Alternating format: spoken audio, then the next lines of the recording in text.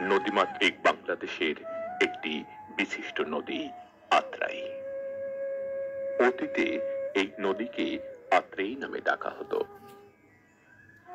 প্রাচীন মহাগ্রন্থ মহাভারতেও এই নদীর নাম উল্লেখ রয়েছে। বাংলাদেশের আরো একটি নদী করতোয়া নদীর সঙ্গেও এই আত্রাই নদীর সংযোগ রয়েছে। বাংলাদেশের বরেন্দ্রভূমির মধ্য দিয়ে বয়ে চলা নদীগুলোর মধ্যে আত্রাই হলো অন্যতম নদী।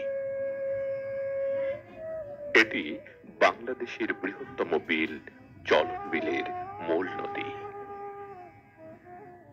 আত্রাই নদীটি অনেক আগে উত্তর বাংলার বিখ্যাত নদী ছিল, কারণ তিস্তার জল গঙ্গায় পতিত হওয়ার জন্য এটি ছিল প্রধান প্রণালী।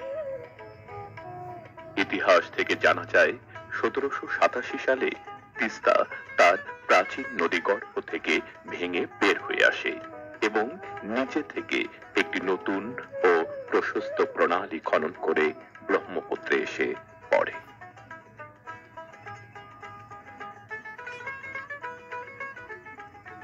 আত্রাই নদীটি 12 মাসই মাছ ধরার জন্য উপযোগী থাকে। উত্তরবঙ্গের মানুষের মাছের মূল যোগানদাতা হলো এই আত্রাই নদী।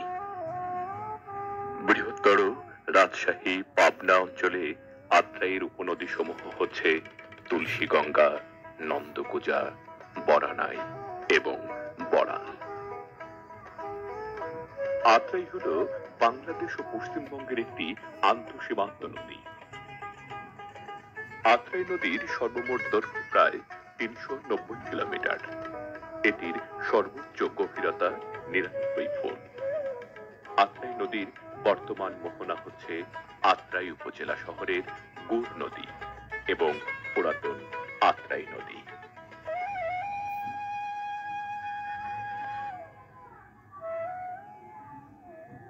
দেখছেন আত্রাইয়ের জলের কিনারা ঘিরে থাকা মানুষের উপচে পড়া ভিড়। বছরের একটি নির্দিষ্ট সময়ে আত্রাই নদী কেন্দ্রিক এমনি করে জমে ওঠে মানুষের মিলন মেলা। আরো লেখা হয় নদীর বুকে ধেয়ে ঝোলা মাঝিদের বীরত্ব গাথা।